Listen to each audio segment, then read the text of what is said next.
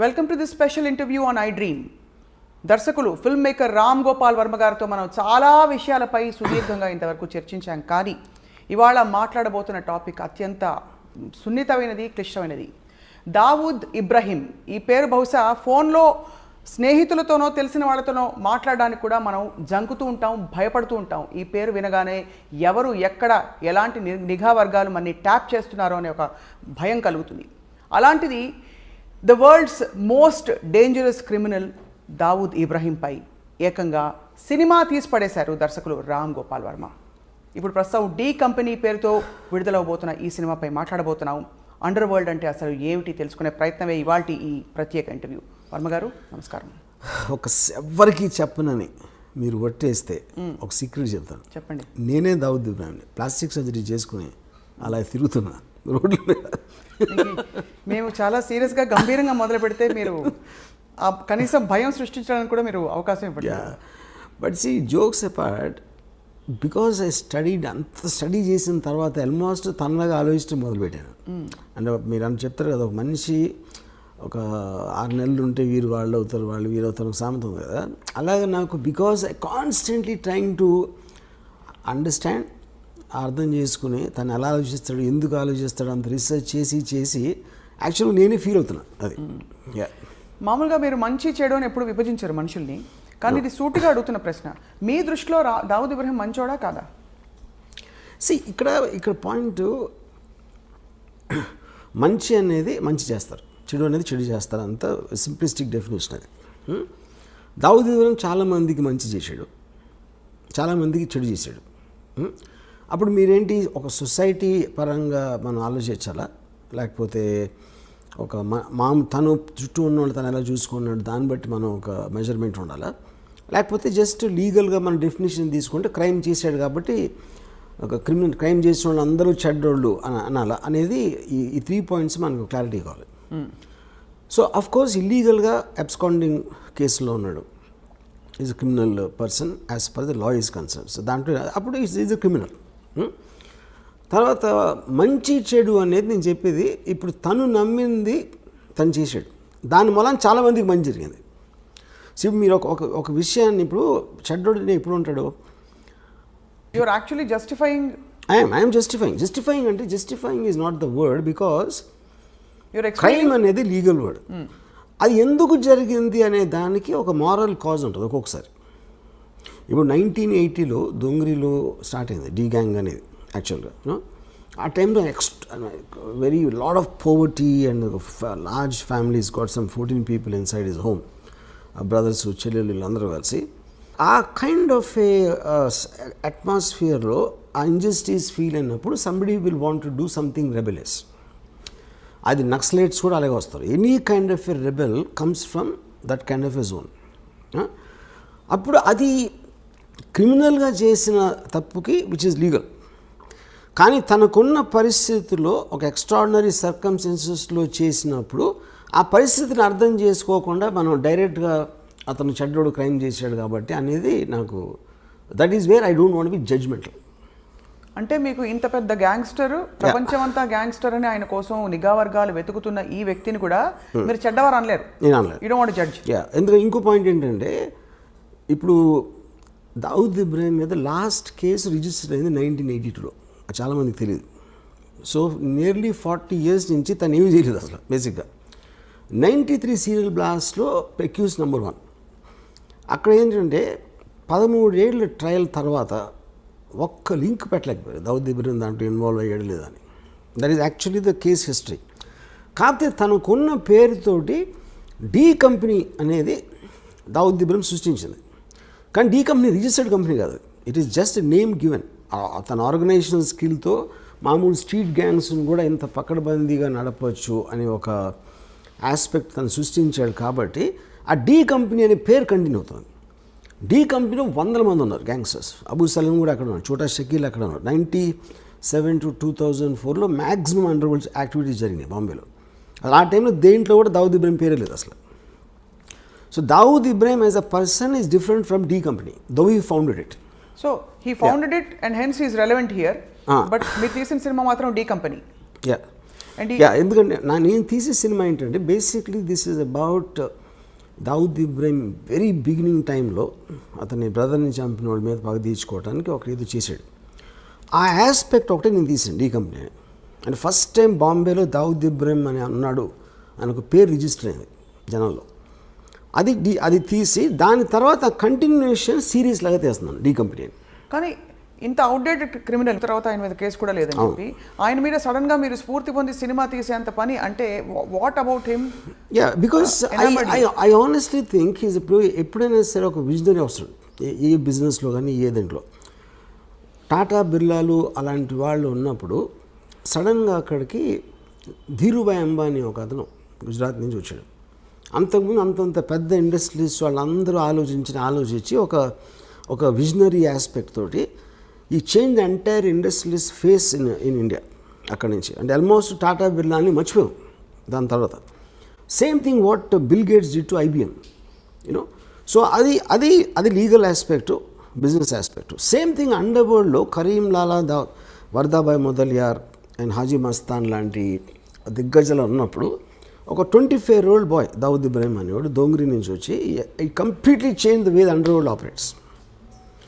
So if I make a film on Veerappan, somebody makes a film on Hitler, అలాగే make a film on Dawood Ibrahim. Anybody who made an impact ఏ విధంగా అయినా సరే I think his material is good for making a film. But as much as it sounds like a repetitive question to you, Ramu garu, you don't want to make a film on a change maker like Sachin Tendulkar. You don't want to make a film on a change maker like Dhirubhai Ambani. But you want to make a film, you insist on making a film on a criminal who has actually harmed the world in many ways. See, lot of people believe Dhirubhai Ambani also has done many things to become that, you know. So ఇప్పుడు మీరు మనకి సామెత కదా, పట్టుబడినోడే దొంగ అని, పట్టుబడినోడు దొంగ కాదని. ఎన్నో పాలిటీషియన్లు చేయొచ్చు, పోలీస్ ఆఫీసర్లు చేయొచ్చు. మనం ఎవరైతే లీగల్గా కరెక్ట్గా వాళ్ళు జైల్లో లేకుండా సక్సెస్ఫుల్ ఉన్నారనుకుంటే అందరి వెనకాల కూడా ఒక కథ ఉంటుంది ఏదో ఒకటి. సో నేను ఎంచుకునేది ఏంటి, నాకున్న చాయిస్లో మోస్ట్ డ్రామాటిక్గా అనిపించింది నేను అనుకుంటాను. ప్రతి క్రిమినల్, ప్రతి టెర్రరిస్ట్ కూడా ఒక పని చేసినప్పుడు తన వాళ్ళని ఎవరినో బెనిఫిట్ చేయడానికి చేసుకోవడం అనేది ఆ పరిణామం ఉంటుంది. కానీ దట్ స్టిల్ డజంట్ జస్టిఫై. దానికి చట్టాలు ఉంటాయి, పరిధులు ఉంటాయి, ప్రపంచం ఉంటుంది, రూల్స్ అండ్ రెగ్యులేషన్స్ ఉంటాయి. వాటన్నిటిని ఉల్లంఘించి మనుషుల ప్రాణాలతో చెలగాటం ఆడిన వ్యక్తుల మీద. కానీ నేను అదే అంటున్నాను, జస్టిఫై అనే మాట కరెక్ట్ కదా అంటున్నాను. ఇప్పుడు if you are not in other person shoes, okay, అవతలోడి షూస్లో మనం లేనప్పుడు అతను ఏం చేశాడు అనే దాని మీద జడ్జిమెంటల్ అవ్వటం అనేది నేను చేయను. ఎందుకంటే ఆ పరిస్థితిలో నేనుంటే నేనేమన్నా చేసేవాడినా. ఫర్ ఎగ్జాంపుల్ మీరు రాడికల్స్ ఉంటారు అనుకోండి, ల్యాండ్ లార్డ్స్ వాళ్ళని తొక్కేసి వాళ్ళని అరాచకాలు చేసేస్తున్నప్పుడు వాళ్ళు ఏదో ఎదురు తిరిగి ఒక ల్యాండ్ లార్డ్ని చంపేశారు అనుకోండి. చంపటం అనేది చట్టరీత్యా నేరం. Of course they will be punished for that. But ఎలాంటి పరిస్థితుల్లో వాళ్ళని కార్నర్ చేస్తే వాళ్ళు అలా చేయాల్సి వచ్చిందో అనే దానికి that is what I want talking about a moral justification if you care to understand. ఇంకా చాలా సింపుల్ చెప్తాను మీరు. నేను ఒకసారి పోలీస్ ఆఫీసర్ని అడిగినది, ఇప్పుడు క్రైమ్ చేసిన వాడిని శిక్షించాలని మీరు అంటారు. ఒక రిచ్ మ్యాన్ ఒక పనుడికి జీతం ఇట్లా, ఓకే, వాడికి ఒక వాళ్ళ మదర్ ఏదో she's not well and he needs urgently money to pay for the medicine, okay. So వాడు ఈ జీతం ఇవ్వట్లేదు కాబట్టి ఆడేదో ఇంట్లో డబ్బులు కొట్టేసి వెళ్ళిపోయాడు అని పట్టుకున్నారు పోలీసులు. డబ్బులు దొంగిలించడం అనేది నేరం అఫ్కోర్స్, యూనో. అందుకని అతని చట్టరీత్యా అతను శిక్షిస్తారు ఏదో చేసి. బట్ వాడు ఎందుకు చేశాడు అని మీరు వెనకాలకి వెళ్తే I don't think you'll feel the same thing after that. Though it is still a crime. On paper it's a crime. Yeah. So you find a story behind everything. Yeah. And also you see the point is, ఒక సొసైటీలో ఎన్నో రకాల మంది ఉంటారు. ఇప్పుడు for example political leaders ఉంటారు, అని తాట తీస్తూ ఉంటాడు ఒకడు, ఇంకోటేమో నరికేస్తూ ఉంటాడు, బొక్కలేదో కొడతా అని ఇంకోటి అంటాడు. They don't do anything but they actually using violent rhetoric, which is just an expression of their anger or whatever you think it is. మనిషి ఏదో కొట్టుకుంటూ ఉంటారు అప్పుడప్పుడు.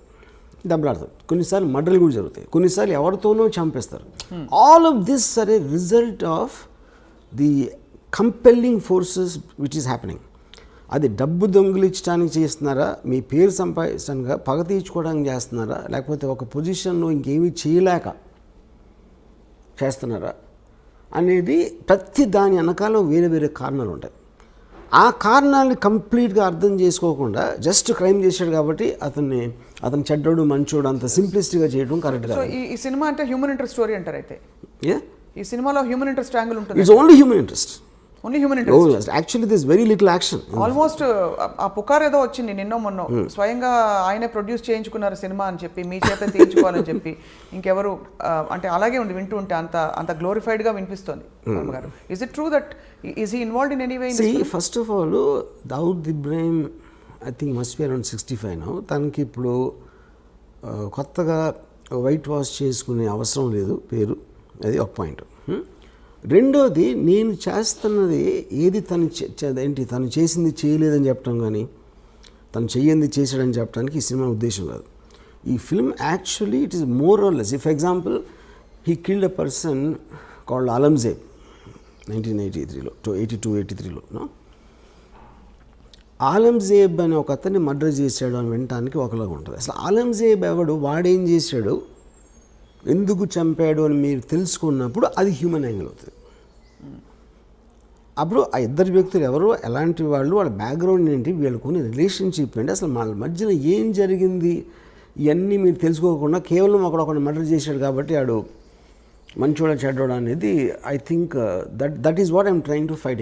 సో ఇదంతా మీరు ఏంటి అందరు థింకింగ్ మార్చాలనుకుంటున్నారా? ప్రధాన వెనకాల ఉంటుంది లేదో ఎంటర్టైన్మెంట్ వాల్యూ అంటారా? I want to tell the story. I just am interested in understanding human emotions. Right. Yeah. And I'm coming back to the same question, Ramu garu. ఇప్పుడు ఒక చిన్న ఎగ్జాంపుల్ చెప్తాను మీకు.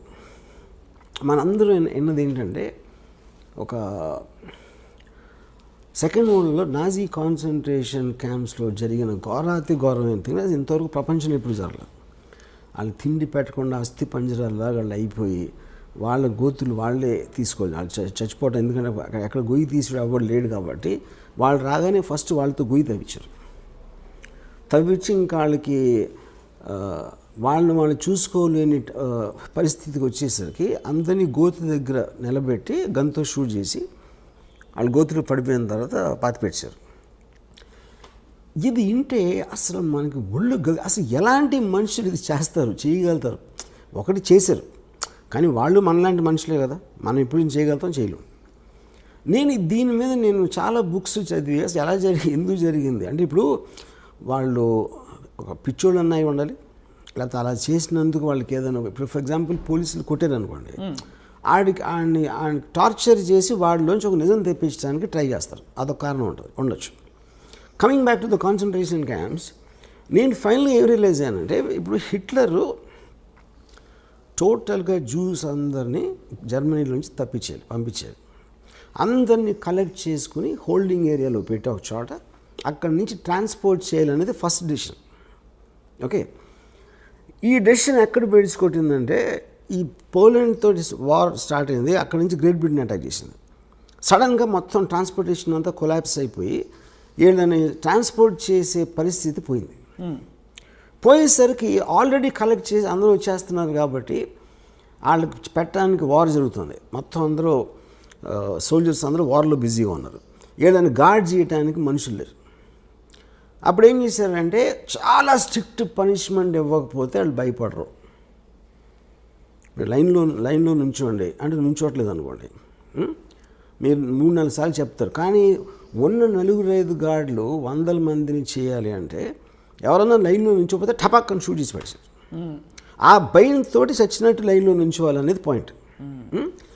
రేషన్స్ లేవు, తిండి లేదు, బయట నుంచి రావట్లేదు. అందుకని ఏం చేశారంటే, ఉన్న దాంట్లో సర్దుకోవాలి కాబట్టి చిన్న బ్రెడ్ మొక్క, ఒక చిన్న సూప్ ఏదో ఇచ్చారు. ఆబ్వియస్లీ అది న్యూట్రియంట్ సరిపోదు కాబట్టి ఇది kept on becoming thinner and thinner.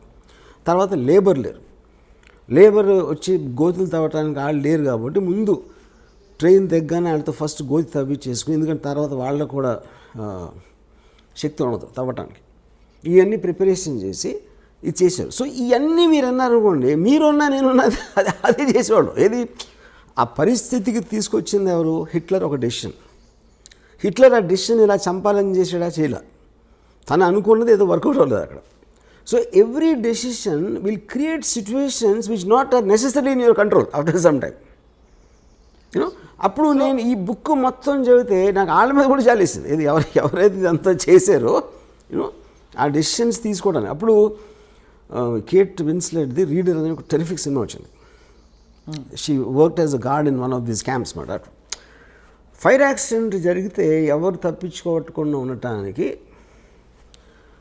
తను తీల ఏది మన అదే ప్రిజనర్స్ తప్పించుకోకుండా చెయ్యాలని అమ్మాయిది జాబ్ అక్కడ. ఎప్పుడైతే గేట్లు తీయలేదో వాళ్ళు చచ్చిపోయారు. దాని మీద కోర్ట్ ట్రయల్ జరిగినప్పుడు వాట్ వర్ యూ డూయింగ్ అంటే I was doing my job అంది. నాకు నా గవర్నమెంట్ ఇచ్చిన జాబు ఎట్టి పరిస్థితుల్లోనూ వీళ్ళని తప్పించుకోవడానికి వీల్లేదు. అప్పుడు ఇలాంటి పరిస్థితి వచ్చినప్పుడు ఆ డెసిషన్ సొంతంగా తీసుకోవచ్చా తీసుకోలేరా అనేది పాయింట్ అక్కడ. ఇవన్నీ అంటే వీటికి మీరు ఇస్తున్న జస్టిఫికేషన్ అండర్స్టాండ్, ప్రధాని వెనకాల ఒక కారణం ఉంటుంది, ఒక ఆంతర్యం ఉంటుందని చెప్పి. బట్ దాన్ని దీంతో ఒక విల్లింగ్గా కావాలని వచ్చి ఒక పవర్ కోసం ఎస్టాబ్లిష్ చేసుకున్న ఒక క్రిమినల్, ఒక గ్యాంగ్స్టర్ ఇప్పటికి కూడా ప్రపంచం వెతుకుతుంది ఆయన కోసం. సో అటువంటి సినిమా మీరు తీశారంటే ఖచ్చితంగా 2 కారణాలు ఉండాలి. ఇప్పుడు నయీం గురించి విన్నప్పుడు కూడా నయీంకి ఏదో టెలివిజన్ ఛానల్ పెట్టాలనే ఒక తపన ఉండేదని, ఆయన టీవీలో కనిపించడానికి ఇష్టం అని, అలాంటి ఫ్యాన్సీస్ వాళ్ళకు ఉంటాయని చెప్పి గ్యాంగ్స్టర్స్కి. అలాంటి ఫ్యాన్సీతో ఆయనే స్వయంగా ఆయన మనుషులే లేకపోతే ఆయన ఆరాధకులు మీ చేత ఏమైనా సినిమా తీయించారని అడుగుతున్నారు. మొన్న కూడా ఎక్కడో ఇంటర్నెట్లో వైరల్ అయింది ఈ మాట. Is it right? Is it true? That's not true. See, first of all gangster అనేది ఒక వర్డ్. అది గ్యాంగ్స్టర్ అనే దాని మీనింగ్ ఏంటి? ఒక గ్యాంగ్ని నడిపేవాడు, లేకపోతే గ్యాంగ్లో పనిచేసేవాడు. ఆయన కాదా gang? Gang is organise. Of course organise crime అనేది గ్యాంగ్స్టర్ బేసిక్గా. ఆర్గనైజ్ క్రైమ్ అంటే ఏంటంటే మీ తెలివితోటి క్రైమ్ చేస్తా కూడా తప్పించుకునేలాగా ఒక సిస్టమ్ క్రియేట్ చేయటాన్ని ఆర్గనైజ్ క్రైమ్ అంటారు. లేకపోతే మామూలు క్రైమ్ అది, అప్పటికప్పుడు ఏదో అనుకునే ఒకళ్ళిద్దరు చేసేది. ఒక గ్రూప్ ఆఫ్ పీపుల్ కూర్చుని ప్లాన్ వేసి ఇలా చేస్తే మనం పట్టుబడం, ఇలా చేస్తే మనం పైకి వస్తాం, ఇలా చేస్తే అలా అవుతుంది అని ఒక ప్లాన్ ప్రకారం ఒక గ్రూప్ ఆఫ్ పీపుల్ చేయటాన్ని ఆర్గనైజ్ క్రైమ్ అంటారు. So for example D company ఉందనుకోండి. డీ కంపెనీ నేను ఒక 1999-2000లో ఒక ముంబై పోలీస్ కమిషనర్ శివానందన్ అని ఉండేవారు. ఆయన అడిగాను, డీ కంపెనీలో ఎంతమంది ఉంటారు అనుకుంటున్నాం అన్నారు. నేను ఒక మేబీ 2-3,000, మ్యాక్సిమం 20 మంది ఉంటారు. నాకు షాక్ అది. అంటే ఎందుకంటే ఎంత ఎక్కువ మంది ఉంటే న్యూస్ బయటకు వచ్చేటప్పుడు అంత ప్రమాదం ఉంటుంది. అన్ని నోళ్ళు మూయించాలి, అన్ని నోళ్ళను కంట్రోల్ చేయాలి. అది చాలా క్లోజ్ గ్రూప్ ఉంటుంది. కానీ డీ కంపెనీ కోసం పనిచేసే వాళ్ళు వేలల్లో ఉంటారు. కానీ వాళ్ళు ఎవరికి కూడా డీ కంపెనీ పనిచేస్తున్నట్టు తెలియదు చాలామందికి దాంట్లో. Which is the whole power of an organisation. They don't know their employer. అంటే ఇది కంపెనీ ఉండొచ్చు. ఫర్ ఎగ్జాంపుల్ నా దగ్గరికి ఎవరు ప్రొడ్యూసర్ వస్తాడు.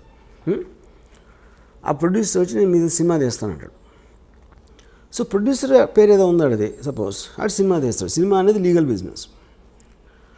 అప్పుడు నేను తీస్తాను సినిమా, కానీ అతను డీ కంపెనీ మనిషి.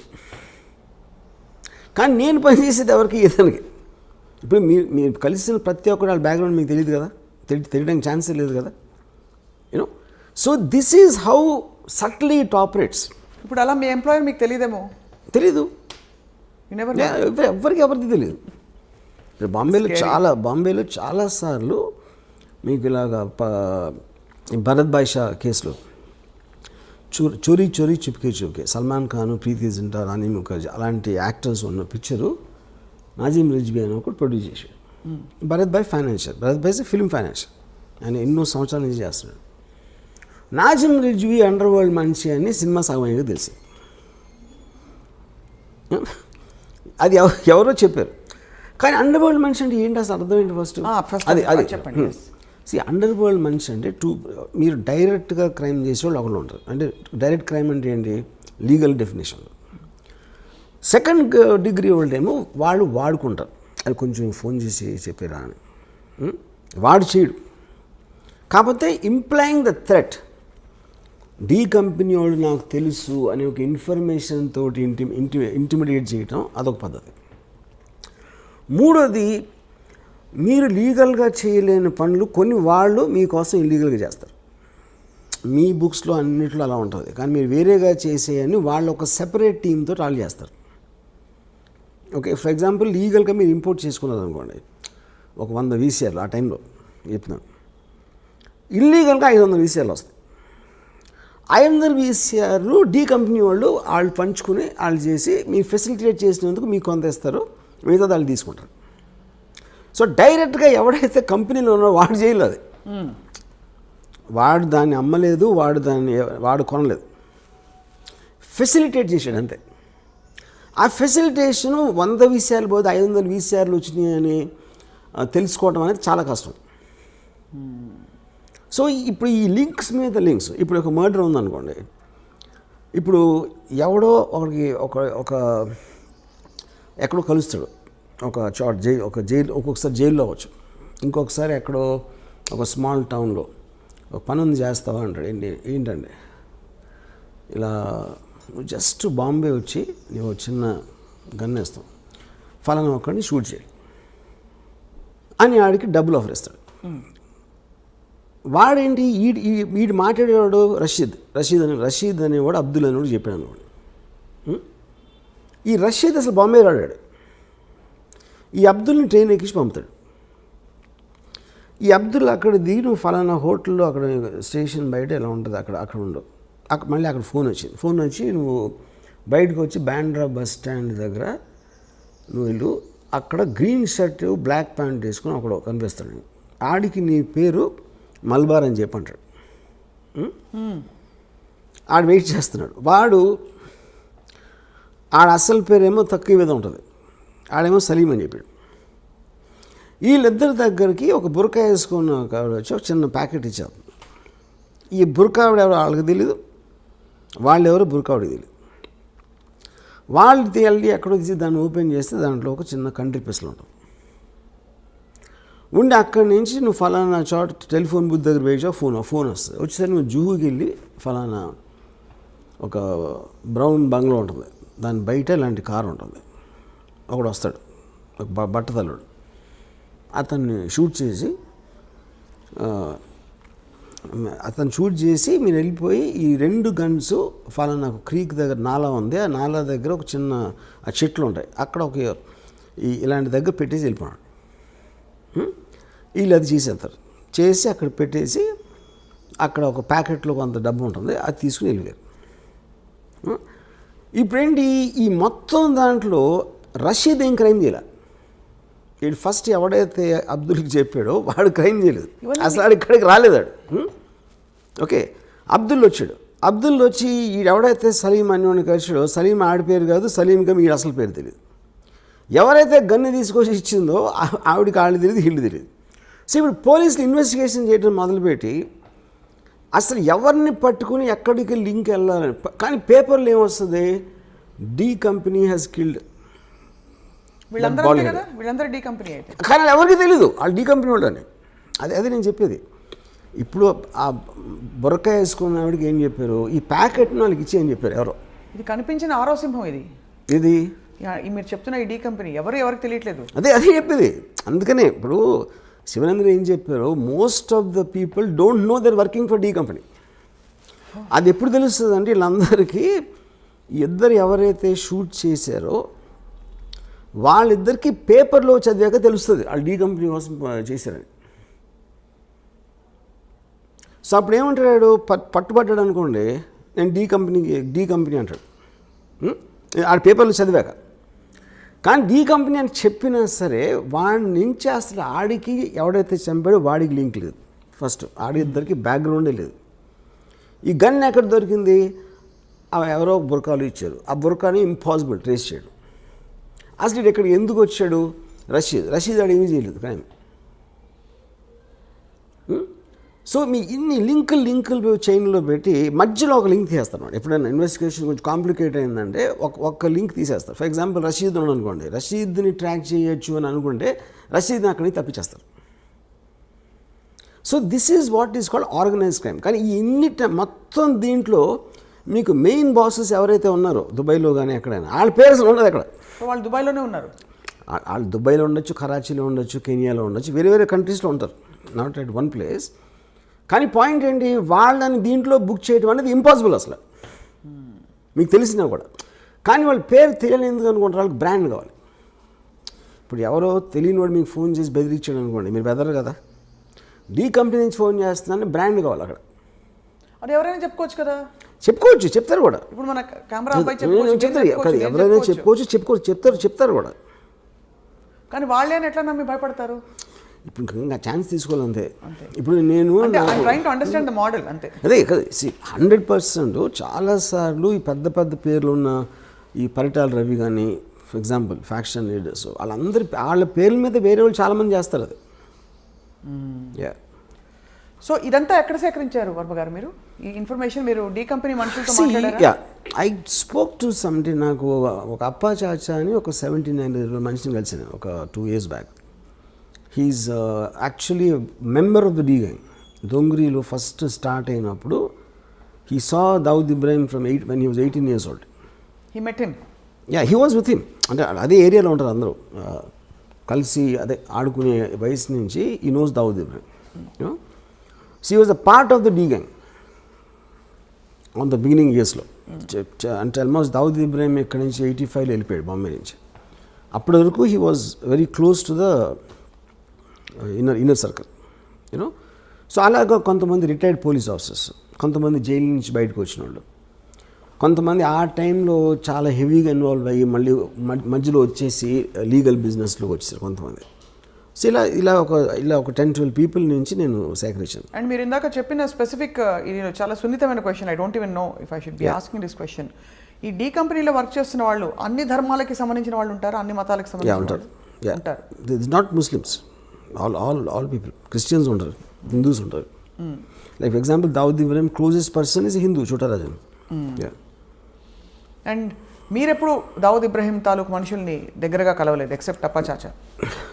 వీళ్ళందరినీ కలిసాను, చాలామంది కలిసాను. వీళ్ళందరూ కలిసారు. ఎలా ఉంటారు వాళ్ళు? మనకన్నా మామూలుగా ఉంటారు. మనకన్నా మన మీద ఎక్కువ అనుమానం వస్తుంది. అంటే very very normal looking people అసలు. సో ఈ సినిమా షూటింగ్కి సంబంధించి వర్మ గారు, షూటింగ్ మొత్తం ఇది డీ కంపెనీ ముంబై చుట్టూ తిరగవలసిన కథ. మీరు ఎక్కడో ముంబై కాకుండా ఇతర ప్లేసెస్లో షూట్ చేశారు. ఎందుకంటే ఇది 80s ముంబై అనేది ముంబైలో ఉండడానికి ఛాన్స్ లేదు. ఎందుకంటే Mumbai it's very very expensive place. ఉన్న రియల్ ఎస్టేట్ అంతా మార్చేస్తారు, బిల్డింగ్లు కట్టేసి. సో 1980లో ఉన్న అట్మాస్ఫియర్ బాంబేలో దొరకడం ఇంపాసిబుల్. సో కొన్ని నేను గోవాలో చేశాను అలాంటిది రీప్లేస్ చేయడానికి, కొన్ని షాట్ ఇన్ హైదరాబాద్. ఈ సినిమా తీయడం వల్ల మీకు అనేక చోట్ల నుంచి ఒక విధమైన రిస్క్ కాదు, ఒక విధమైన అన్కంఫర్టబుల్ సిచ్యువేషన్. ఒకటి, చాలామంది సివిలియన్ రైట్స్ కోసం పోరాడుతున్న వాళ్ళు, దేశభక్తి ఉన్న వాళ్ళు ఎవరైనా సరే, ఇప్పుడు ఒక గ్యాంగ్స్టర్ మీద మీరు సినిమా తీసి ఏం ప్రూవ్ చేద్దాం అనుకుంటున్నారు, ఇతను తప్ప ఎవరు దొరకలేదా అని ప్రశ్నించే వాళ్ళు ఉంటారు. సరే, అది క్రిటిసిజం. రెండోది, మీరు ఒక ఇలాంటి ఒక క్రిమినల్, మన దేశానికే ముప్పు తెచ్చిపెట్టిన ఒక క్రిమినల్ని ఈ విధంగా మీరు సినిమా తీసే అంతగా గ్లోరిఫై చేస్తారా అని చెప్పి మీకు అఫీషియల్గా కేంద్రం నుంచి అనేక చోట్ల నుంచి ఉన్న సర్కార్ వల్ల మీకు అనేక విధాల డిసప్రూవల్ వస్తుంది. తెలిసి కూడా ఈ సినిమా తీయాలి, దీన్ని వెబ్ సిరీస్గా కూడా తీయాలని చెప్పి అనుకోవడంలో ఆంతర్యం ఏంటంటే, ఇప్పుడు పాయింట్ ఏంటంటే, క్రైమ్ అనేది it's a fascinating thing for everybody. ఎందుకంటే మీరు పొద్దున్న టీవీలో న్యూస్ చూసినా సరే, పేపర్ చదివినా సరే, మ్యాక్సిమం 80% క్రైమ్ న్యూస్ కవర్ చేస్తారు. ఇవాళ మొత్తం వెబ్ సిరీస్లో the most famous is Narcos, which is do with gangsters and onward. Okay, so ఇన్హెరెంట్గా మనకున్న బోరింగ్ లైఫ్స్ నుంచి we are always attracted to study and understand or relish such people. So the attraction towards violent people, including Mahabharatam. See, Mahabharatam also, they're not gods, no, they're power politics and they use lot of violence and God, but Krishna ఏం చేశాడు? He was facilitating the war. అది మనుషులకి మంచి చేయడానికి ఏం చేయలేదు కదా కృష్ణుడు అక్కడ. మహాభారతం కాన్సెప్ట్ అని చెప్పి ధర్మ సంస్థాపనార్థాయ సంభవామి యుగే యుగే. అదే బట్ ధర్మ సంస్థాపన రావడానికి ఫస్ట్ ఆఫ్ ఆల్ దేవుడే సృష్టించినప్పుడు కౌరవులు ఎందుకు సృష్టించడం అసలు? ముందు నుంచే పాండవులను పెట్టచ్చు కదా. పాండవుల్ని కౌరవుల్ని క్రియేట్ చేసి అంతమందిని చంపి వార్లు క్రియేట్ చేసి అంతమందిని దుఃఖంలో పెట్టేసి దాని తర్వాత ధర్మ సంస్థాపన ఏంటి? ఇంకా ముందే పెట్టచ్చు కదా. ముందే అసలు చెడ్డవాళ్ళు లేకుండా అదే కదా దేవుడికి అంత పవర్ ఉండేది, చెడ్డవాళ్ళు ఎందుకు సృష్టించాలంటున్నాను.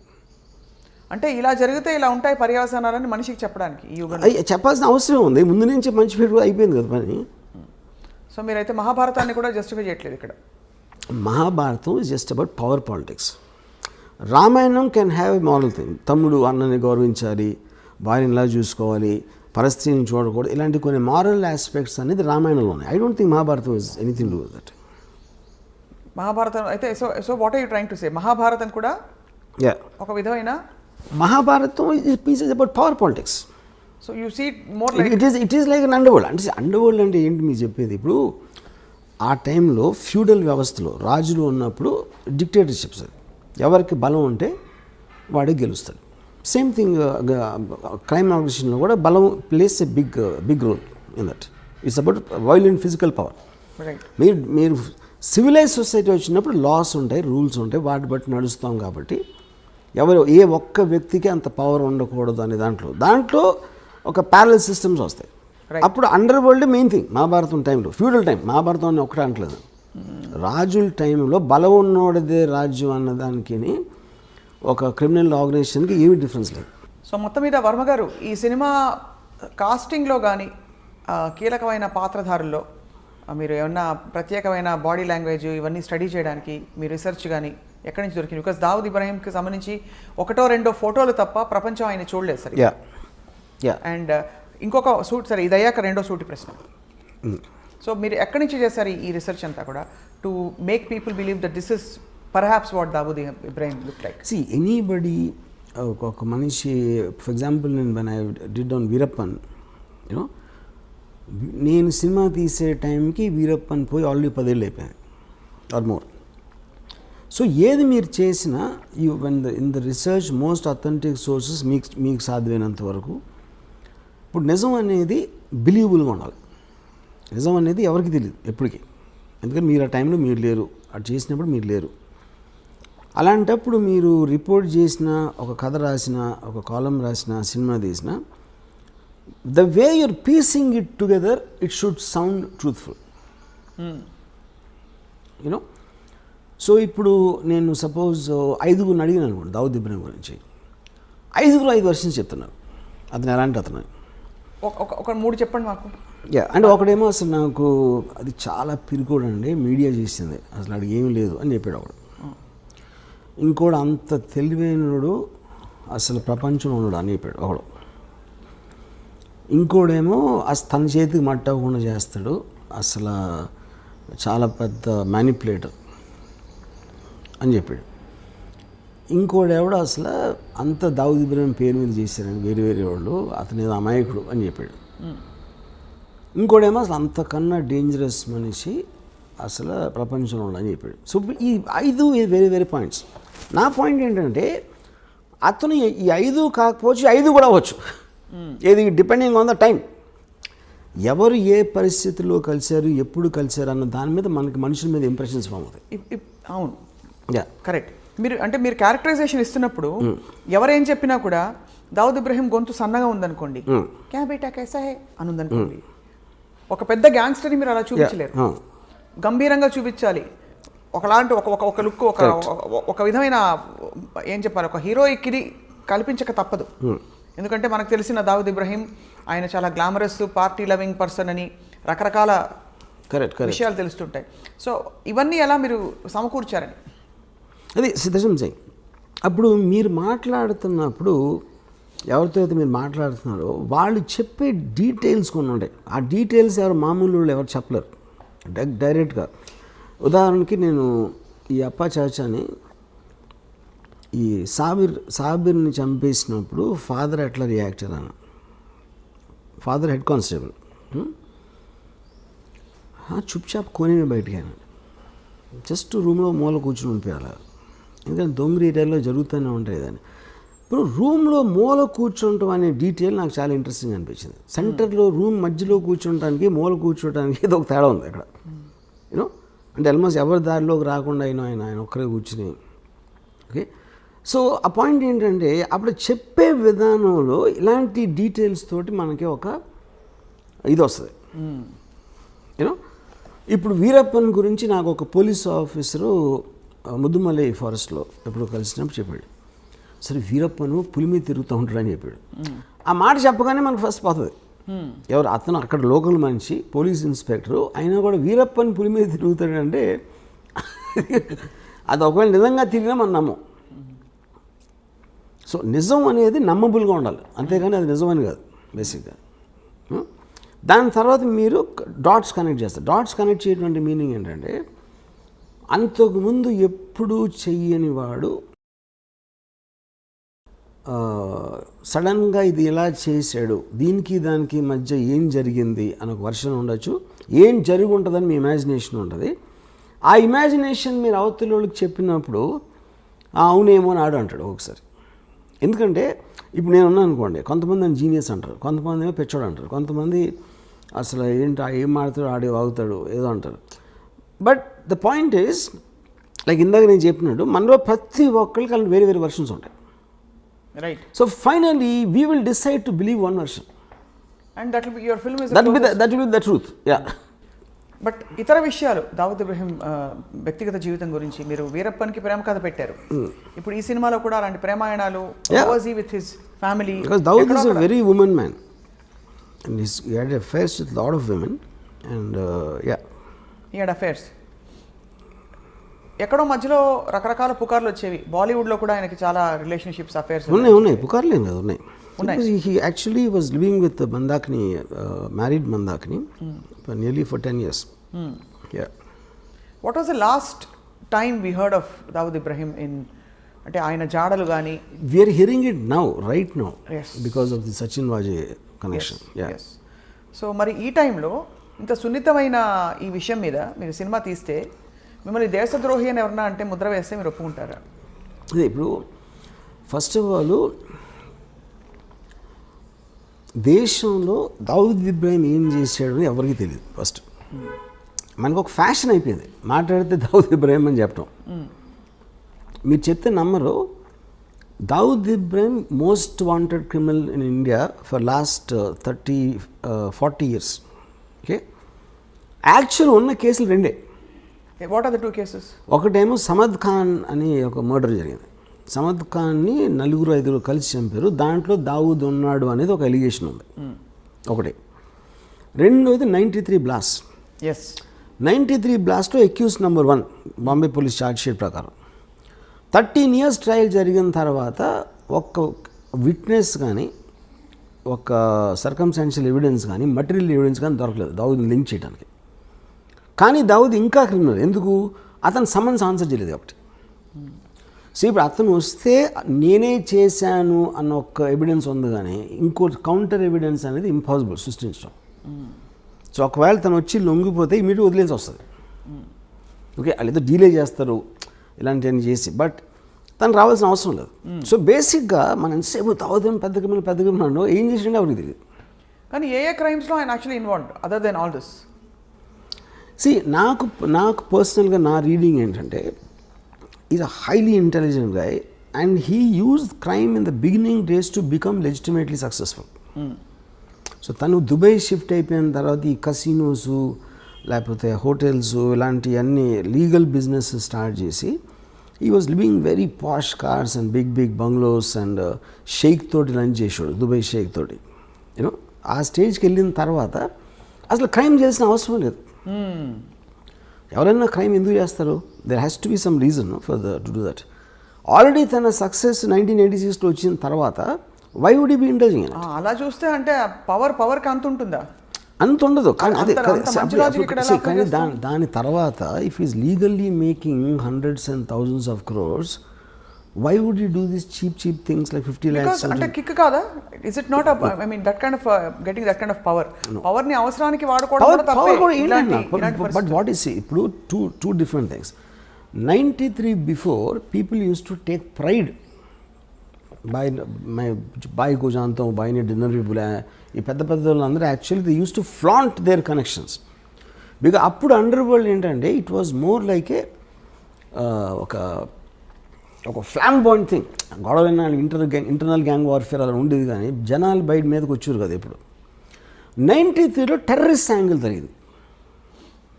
ISI Maulana 93 blast Maulana terror angle అనేది అటాచ్ అయ్యింది. That is when the perception change. కానీ ఆ పర్సెప్షన్ ఎందుకు వచ్చింది? Because the police have charge right which they can't prove till today. Except for that we never heard of him in any case. Okay, తర్వాత ఇప్పుడు already తను అనిల్ కపూర్, సంజయ్ దత్ లాంటి పెద్ద పెద్ద స్టార్స్ తన పక్క నుండి దుబాయ్ షేక్ తోటి లంచ్ చేస్తున్నాడు. Why would involve in this petty crime? దాని మూలానే మీకు ఆ పవర్ ఎక్కువ కానీ ఎవరికో ఫోన్ చేసి 50 లక్షలు 1 కోటి రూపాయలు అని బెదిరించి చేసేది దానికన్నా అదే ఎక్కువ, ఇది ఎక్కువ. అంటే అదే స్థాయిలో 50 crores 50 lakhs 1 crore ఉంటుందని ఎందుకు అనుకోవాలి? ఇంకా పెద్ద స్థాయిలో దేశానికి అంటే చాలా తీవ్ర స్థాయిలో భద్రతకి ముప్పు కలిగించే that is when the 93 blast happen. 93 బ్లాస్ట్లో బికాజ్ 92 డిసెంబర్లో చాలామంది ముస్లిమ్స్ని శివసేన వాళ్ళు చంపేశారు అయోధ్య తర్వాత. వాటికి పగ తీర్చుకోవటానికి వీళ్ళందరూ వెళ్ళి కాళ్ళ మీద పడిపోయి బాంబేలో మమ్మల్ని బతకనివ్వరు అని మొత్తం బైకలా దొంగరి మహమ్మద్ అలీ రోడ్లో ఉన్న ముస్లిమ్స్ మాకున్న దైవం ఒక్కడవే అని చెప్తే ఆ ఎమోషన్లో పగ తీర్చుకోవటానికి ఈ సీరియల్ బ్లాస్ట్ చేసాడు అనేది జనరల్ బిలీఫ్. ఇది when the police the first part of it is also general belief. ఇది ఇలా ఫలానా శివసేన వాళ్ళు చంపించారు, అది correct, that is recorded thing, that is recorded. But దానివల్లే ఇది చేయించారన్నది general belief. Yeah, general belief including the Bombay police charge sheet. అరే ప్రతీకార చర్య. Yeah, to take revenge on the killing of the muslims in December is why he did the blast అనేది official charge sheet అది. So which means ఆయన scale of crime ఒక వ్యక్తిగత cause నుంచి ఒక సమూహానికి సంబంధించిన కాజ్గా పెరిగింది. అండ్ ఈ విషయంలో ఆల్సో కొంచెం దేశ పౌరులు, దేశ భద్రత, ఒక మతపరమైన చర్యగా కూడా మారింది. So he scale of operation has grown. So what is the guarantee that... But see, two things. What Dawood did is different. What the police are saying is different. What I believe is different. This kind of a person, I believe, will not do it to jeopardize his entire operations. ఎందుకంటే దాని మూలాన maximum నష్టం ఎవరికి వచ్చింది? దావుద్ ఇబ్రహీంకి వచ్చింది serial blast మూలాన. So you don't completely cut off from the అందులో ఆయనకు వచ్చేదేం లేదు కానీ ఆయన కాబట్టి ఆయన చేయడంటారు. Yeah, because it's too smart and too selfish to indulge in this public charity. Even if it's triggered religiously. Whatever, because he's not a religious guy, first of all. He never went to a mosque. Yeah. He never went to a mosque. How do you have evidence of that? But he never talked about God. All Muslims maximum God in front చేస్తారు కదా ఇప్పుడు. Dawood Ibrahim never spoke about God. సో ఈ కాంటెక్స్లో Varma garu, you are mentioning Anil Kapoor, Sanjay Dutt వీళ్ళందరూ కూడా ఆయన సన్నిహితంగా ఉండేవారు. ఆ సాన్నిహిత్యం అసలు ఎలా ఏర్పడుతుంది అంటే ఒక గ్యాంగ్స్టర్ అని తెలిసే వెళ్తారా బాలీవుడ్ నటులు అంటే? ఎందుకంటే ఆ టైంలో అండర్ వరల్డ్ అనే వర్డ్ మన ఇప్పుడు యూజ్ చేసిన కాంటెక్స్ట్ ఉండేది కదా అసలు. వాళ్ళందరూ పవర్ఫుల్ పీపుల్ అక్కడ. బడా ఆద్మీ బహుత్ ఏ అని ఒక హీరో లాగా చూసేవారు గ్యాంగ్స్టర్స్ని. వీళ్ళు హీరోలు అందరూ కూడా సిటీలో ఇప్పుడు ఫర్ ఎగ్జాంపుల్ పరిటాల రవి ఉన్నారు. Paritala Ravi very violent and dangerous గా అంటారు. మొత్తం మీకు అనంతపూర్ జిల్లాలో ఎందుకు అందరిని ఎక్కించింది? అందుకే ఎక్కించింది. కానీ ఇక్కడ తేడా ఏమొస్తుందంటే వర్మ గారు, ప్రధానంగా ఒక అబ్స్కాండింగ్ ఇలాంటి క్రిమినల్కి ఒక పొలిటికల్ ఫేస్ ఉండే ఒక తీవ్రమైన వ్యక్తికి there is a big difference. ఈ మనిషి అందుబాటులో ఉన్నారు, ఈ మనిషి తప్పించుకుని వెళ్తున్నారు కాబట్టి ఎక్కడున్నాడో తెలియని పరిస్థితి. ఈచ్ పర్సన్ తను ఉన్న పొజిషన్, తను ఉన్న సిచ్యువేషన్లో తనకు అనుగుణంగా అడ్వాంటేజ్ తీసుకుంటాడు. పరిటాల రవి అనే మనిషి అనంతపూర్లో ఉన్నాడు. అనంతపూర్లో ఏమేమి మనకు వర్కౌట్ అయితే వేరే ఉంటాయి. దుబాయ్లో దావుద్ ఇబ్రహీం అంటే తనకు వేరే వర్కౌట్ అవుతాయి. వీళ్ళకి ఉండే ఫ్యాసినేషన్ ఆయనకి ఫిల్మ్ స్టార్స్ పట్ల ఎందుకు ఉండేది ఫ్యాసినేషన్? దట్ ఇస్ వెరీ అది because he deliberately wanted to give that colour to the gang. అంటే మనం వీధి రౌడీలాగా ఉండకూడదు, మనని రెస్పెక్ట్తో చూడాలి. జనాలు రెస్పెక్ట్తో ఎప్పుడు చూస్తారు? రెస్పెక్టబుల్ పీపుల్తో ఉన్నప్పుడు చూస్తారు. అందుకని పెద్ద పెద్ద పార్టీలు ఇచ్చి ఈ ఫిల్మ్ స్టార్స్ని, పొలిటికల్ లీడర్స్ని, క్రికెట్ ప్లేయర్స్ని ఇలాంటి అందరినీ ఇన్వైట్ చేసేవాడు. సో వాళ్ళ పక్కన నుంచున్నాడు కాబట్టి తనకు కూడా ఒక లెజిటిమసీ వచ్చేస్తుంది. It is a planned purpose I did that. Right. And ఎవరెవరు అంటే వెళ్ళకపోయే క్వశ్చన్ ఉండదు. ఆయన దావుద్ ఇబ్రహీం పిలిచాక ఇంపాసిబుల్. యా, రాము అని చెప్పడానికి very big man calls you in a nice way not to do a crime. ఎందుకు వెళ్ళరు మీరు? అంటే ఎందుకు క్రిమినల్స్తో మనకు ఎందుకు అని అనుకోవాలి కదా. అది అంటే అప్పుడు క్రిమినల్స్ అంటే ఇప్పుడు పిక్ పాకెట్ క్రిమినలే, దావుద్ ఇబ్రాహిం క్రిమినలే. కానీ తనకున్న ఇమేజు ఇప్పుడు ఎవ్రీబడి వాంట్స్ పవర్ఫుల్ ఫ్రెండ్స్. ఫలానా ఒకటి తెలిస్తే ఎప్పుడైనా మనకు పనికొస్తాడు, ఎప్పుడైనా మనం ఏం చేయట్లేదు, మనం క్రైమ్ చేయట్లా. రైట్. కానీ పవర్ఫుల్ పీపుల్ తెలియటంలో తప్పే ఉంది అని ఒక అట్రాక్షన్ అందరికీ ఉంటుంది.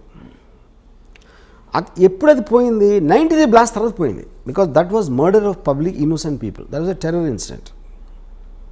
That is when everybody cut of their links with Dawood Ibrahim, which is the reason తను చాలా ఎఫెక్టెడ్ దానికి. అందుకే అలా ఎఫెక్ట్ అతను ముందే తెలుసు కాబట్టి అతను చేసి ఉండడని నా బిలీఫ్. మీ సినిమాలో ఈ ఆస్పెక్ట్స్ అన్ని అడ్రస్ అవుతారా, చేస్తారా అసలు? Of course. అంటే ద 93 బ్లాస్ట్ ఆల్సో ఇవన్నీ they are going to be part of everything. Yes. And అంటే అది సీరియస్లో ఉండదు, సినిమాలో ఉండదు.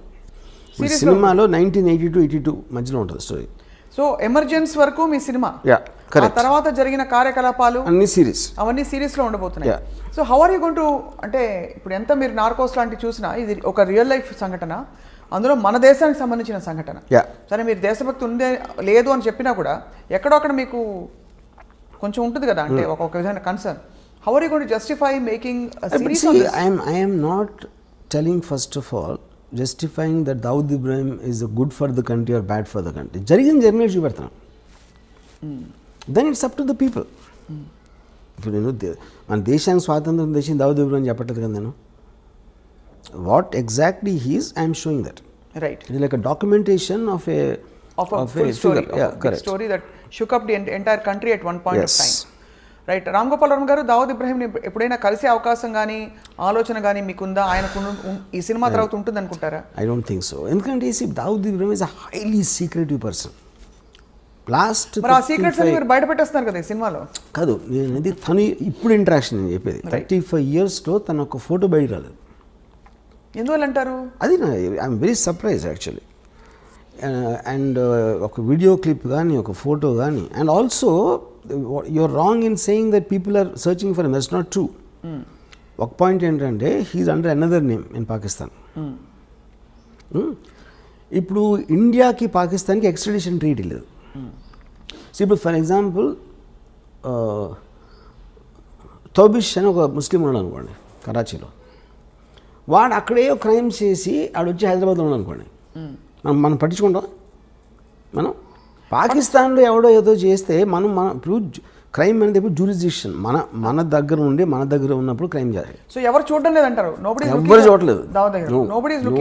సో ఆయన ఎక్కడైనా ఎయిర్పోర్ట్ లోకి వచ్చి కనిపించలేతే మీ గోవా బీచ్ లో షూటింగ్ సెట్ పక్కన ఇండియాలో ఈజ్ వాంటెడ్ పర్సన్. అదే అడుగుతున్నా, ఇండియాలోనే చెప్పాను హీస్ వాంటెడ్ కదా. ఇండియాలో కాదు, మీరు ప్రపంచం అంతా ఎదుగుతుంది. ప్రపంచం అంతా తిరిగి వెతుకుతున్నారని మన వాళ్ళు. They are going world around the world looking for him. No, they're not. They all believe that he is in Pakistan. He is known to be in Pakistan. Yeah. But they can't go into Pakistan, ante. Right. Which is why he is hiding there. But now he is actually in the form of your hero. మీ పాత్రగా ఇప్పుడు తెర ముందుకు వస్తుంది అయితే Dawood Ibrahim. So మీ పాత్రని ఇష్టపడతారా జనం, చూసి కష్టపెట్టుకుంటారా? See, anybody you see as a human being, you'll always tend to like him. ఎందుకంటే హ్యూమన్ బీయింగ్స్ ఎమోషన్ కనెక్ట్ అవుతారు, రైట్, లాజిక్ కనెక్ట్ అవుతారు, రేషనాలిటీ కనెక్ట్ అవుతారు, థాట్ ప్రాసెస్ కనెక్ట్ అవుతారు. ఇప్పుడు మీరు నార్కోస్ చూసారనుకోండి, పబ్లో ఎస్కోబార్ ముందు దావుద్ ఇబ్రాహిం ఈజ్ నథింగ్. అంత పబ్లో ఎస్కోబార్ని మనం హ్యూమన్ బీయింగ్గా చూసినప్పుడు మనం ఒక 2 seasons చూసాం కదా వరుస. ఎందుకంటే పబ్లో ఎస్కోబార్ మన లైఫ్ని డైరెక్ట్గా ఇంపాక్ట్ చేసినట్టు మనకు తెలియదు. బట్ వెంచువల్లీ మన లైఫ్ అంటే కంట్రీ కాదు కదా, eventually life. Number of people Pablo Escobar hill ఒక్కడిని చంపడానికి మొత్తం ప్లేన్ కూల్చాడు పబ్లో ఎస్కోబార్. అలాంటి మనిషి కూడా మీ దగ్గర నుంచి అతను రూమ్లో ఉన్నప్పుడు, అంటే సినిమా అనేది almost you are with him at that time. 100% you'll get emotional with anybody like that. మీరు ఇచ్చిన అనేక ఇంటర్వ్యూస్లో వర్మ గారు మీరే చెప్పారు, మనిషి ఎప్పుడు నెక్స్ట్ ఏమిటి అని వెళ్తూ ఉండే ప్రయాణం మనిషిది. ఇప్పుడు ఒక అత్యంత పవర్ఫుల్ అండ్ అత్యంత ఒక డబ్బులుండే పరిస్థితికి వచ్చేసిన ఒక క్రిమినల్ గ్యాంగ్స్టర్ మైండ్లో ఇప్పుడు ప్రపంచం పట్ల, దేశం పట్ల, లేదు మనుషుల పట్ల ఏం ఎమోషన్స్ ఉండుంటాయి, తర్వాత ఆయనకు వారసులు ఉన్నారా, ఇలాంటి డీటెయిల్స్ అన్ని కూడా మనకి బయటపడతాయి. ఒకటి, his daughter died because of malaria. Yeah అంత పెద్ద క్రిమినల్ కూతుర్ని ఒక దోమ వచ్చి చంపేసింది. ఓకే. ఇంకొక డాటరు మియాందాద్ అనే మన క్రికెట్ ప్లేయర్ గాట్ మ్యారీడ్. ఒక సన్ ఏమో మౌలానా అయిపోయాడు. Is almost like equal Pujari లాగా. Pujari. But I think Dawood is a guy, I doubt he will have any familiar. నేను విన్నది ఏంటంటే ఇప్పుడు present lifestyle, he sleeps the whole day and is awake the whole night partying అంట. Partying. Yeah, that's only thing it does I believe. He's not with Mandakini anymore. Mandakini ఎప్పుడూ తెలిసి, Mandakini I think more than 20 years. Did they have kids together? Do we know of that? Mandakini has a son. Everybody suspects it's Dawood Ibrahim's son, but she doesn't tell that. ఎవరితో మాట్లాడదు. చాలా ఇంట్రెస్టింగ్గా ఉంటుంది. మీరు ఎంత research చేశారు? ఎందుకంటే వాస్తవాలు యథార్థాలు కల్పితాలు ఉన్నా ముందు 4 యథార్థాలు దొరికితే 10 కల్పితాలను జోడించవచ్చు. ఇక్కడ దొరకడమే కష్టం, అన్ని ఊహాగానాలే. ఈ మనిషిని ఎవరు చూడలేదు. ఇంకోటి అసలు ఇన్సైట్ కోసం ట్రై చేయరు అసలు. నాకు ఎంతసేపు పైన చూసేసి ఒక ఇప్పుడు బ్యాడ్ పర్సన్ గుడ్ పర్సన్ అని ఎక్కడ ఉండడు.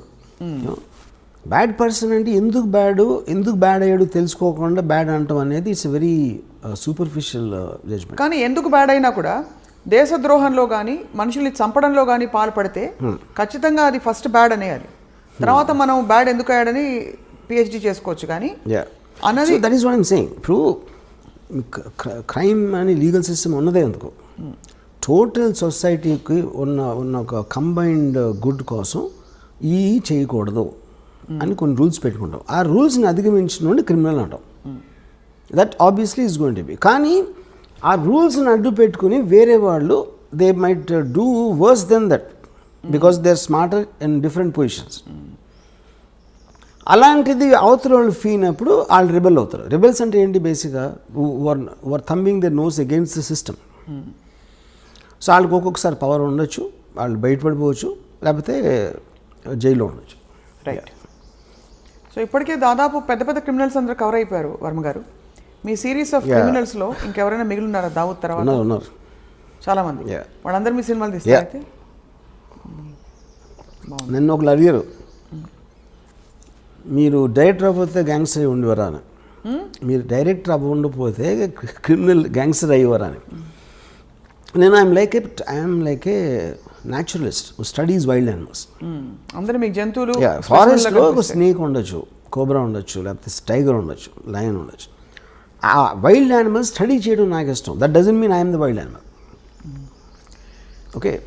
సో ఇప్పుడు నాకు ఒక దాని మీద ఒకడిని చంపాడు అంటే ఆ యాక్ట్ కన్నా ఎక్కువ వాడు చంపే పరిస్థితి, చచ్చిపోయే పరిస్థితి ఎందుకు తెచ్చుకున్నాడు, వీడు చంపే పరిస్థితికి ఎందుకు వచ్చాడు అని స్టడీ చేయడం నాకు ఎక్కువ ఇష్టం. మీరు గతంలో అమ్మాయిల గురించి కూడా ఇలాగే అన్నారు. ఏమని? వైల్డ్ లైఫ్ న్యాచురలిస్ట్ మీరు. అమ్మాయిల గురించి అలా, అమ్మాయిలు అంటే I think that is art for me. అమ్మాయిలు అంటే ఆర్ట్ ఫిల్మ్, నాట్ ఇలాంటి సినిమా కాదు. రైట్. దావుద్ ఇబ్రహీం జంతువు అయింటే ఏమైండేవారు? ఏ జంతువు అయిండేవారు closest? I definitely won't equate him with these dangerous animals. Actually, most dangerous animal is human being. అందుకనే you can control all the animals. Actually, I can't say fox also. Definitely, I won't equate him neither with a snake nor a tiger. ఇప్పుడు ఒక పెద్ద బ్రహ్మ ప్రశ్న, snake or tiger you're saying, అంతేనా? అంటే స్నేక్కి మనం మామూలుగా పావురా అంటే ఏదో దాక్కుని మనకు కనిపించకుండా కాటేస్తుంది అన్న దాని మీద వచ్చి ఉంటుంది అనుకుంటున్నా. పాము అంటే మనకు తెలీదు ఎప్పుడు కాటేస్తుందో అని. టైగర్ అనేది ఆబ్వియస్ స్ట్రెంగ్త్ అది. కానీ తెలివితేటలు కూడా ఉన్నాయి కాబట్టి నక్క కూడా ఉండొచ్చు. అంటే నక్క పాయింట్ ఏంటంటే పరిగెడుతూ ఉంటుంది. తెలివిగా ఏం చేస్తుందో నాకు ఇంతవరకు తెలియదు. నక్క తెలివింది అంటారు కానీ అది ఏం తెలివి ఉపయోగించింది నాకు తెలియదు ఇంతవరకు. సో ఇది ఒక అన్ని కలగలిసిన ఒక విచిత్ర జంతువు, అంతేనా? I think more nearer to that. అన్ని కలగలిసి, అన్ని క్వాలిటీస్ కలగలిసిన ఒక విచిత్ర యూనిక్ జంతువు. ఒక పెద్ద డౌట్, నక్కలాగా ఆలోచించి పాములాగా కాటేసి ఫస్ట్ కాటు పడగానే టైగర్ అయిపోతాడు. I think this is the correct thing. ఇచ్చాదారి సాంప్లాగా దానికి. డి కంపెనీ మోర్ డేంజరసా, ఆర్జీవీ కంపెనీ మోర్ డేంజరసా అని ప్రశ్న అడుగుతున్నారు అందరూ అడుగుతున్నారు మీరు తీసే సినిమాల్ని బట్టి. ఇప్పుడు పాయింట్ ఏంటంటే సినిమాలో రొమాన్సైజ్ చేస్తారు అని చెప్తారు, లేకపోతే గ్లోరిఫై చేస్తారు క్రిమినల్స్ని. ఇప్పుడు ప్రతి కమర్షియల్ మెయిన్ స్ట్రీమ్ సినిమాలో కూడా పవన్ కళ్యాణ్ 20 మందిని కొట్టాడు, మహేష్ బాబు 50 మందిని కొట్టాడు, ఇంకోటి ప్రభాస్ 100 మందిని కొట్టాడు. అందరు చప్పట్లు కొడుతూ ఉంటారు, ఏలేస్తూ ఉంటారు. వాళ్ళు ఏం చేస్తున్నారు, చట్టాన్ని వాళ్ళ చేతులకు తీసుకుంటున్నారు ఇర్రెస్పెక్టివ్ ఆఫ్ వాళ్ళు ఏ రోల్ వేసినా. But that is not to be taken seriously because it's a very comic book fun entertainment action. Nobody takes that seriously. Realistic serious లాంటి సత్యాలు లాంటి సినిమాలు ఏంటంటే ఎవ్వరు గన్ను తీసుకున్నా వాళ్ళందరూ కుక్క చోచి వచ్చారు ఫైనల్గా. అది గ్లోరిఫై చేయడం ఎట్లా అవుతుంది?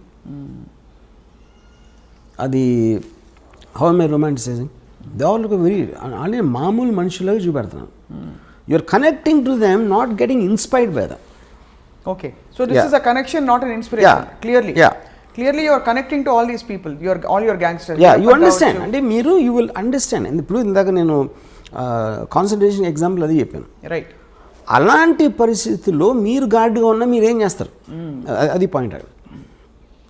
Do you expect any resistance or political flurries on this film? I don't think so because see, we make film on all lots of criminals. మీరు బుక్కులు రాస్తున్నారు, లేకపోతే డాక్యుమెంటరీస్ చేస్తున్నారు, ఎవరు సినిమా తీస్తున్నారు, ఏంటి డిఫరెన్స్? రైట్. సో మొత్తం మీద హిందీ భాషలో విడుదలవుతున్న సినిమా, ఆ తర్వాత వెబ్ సిరీస్ కూడా అనేక భాగాలలో దావుద్ ఇబ్రహీం కార్యకలాపాలపై వర్మ గారు రీసెర్చ్ చేసి మరీ రూపొందిస్తున్నారు. Will same star cast continue Varma గారు, or most of them will continue? Tell us a little bit about your casting. అంటే ఈ క్యారెక్టర్స్ కి వెతకడానికి మీరు ఆడిషన్ చేశారా? ఆబ్వియస్లీ అంటే నాకు Dawood Ibrahim character I wanted, అంటే అతను హీరోలాగా ఉండకూడదు, ఏదో మసిల్స్ 6 ప్యాక్ వచ్చి ఉండకూడదు. I wanted a very mild looking person who slowly starts growing in the period of time. అతని మైండ్ సెట్ కానీ ఇప్పుడు ఒక అన్నచాటు తమ్ముడులాగా ఉంటాడు most of the time, you know. అప్పుడు ఇది ఆల్మోస్ట్ ఈ యొక్క కాస్టింగ్కి నేను నియర్లీ 35 to 40 పీపుల్ని ఆడిషన్ చేశాను. అండ్ తన brother character is very important సినిమాలో. సో ఆ బ్రదర్కి నాకు తనే పంపాడు, అశ్వత్ దావుద్ ఇబ్రహీం రోల్ వేస్తున్నాడు. So look for this actor అంటే భలే ఉన్నాడు, ఎవరు ఎత్తునంటే నా తమ్ముడు ఉన్నాడు. In real life also they brothers. But ఈ ఎమర్జెన్స్ సినిమాలో మరి ప్రేమాయణాలు అవి ఉండవు, అయితే ఉండొచ్చు, ఉన్నాయి కానీ వెరీ లిమిటెడ్ టైం.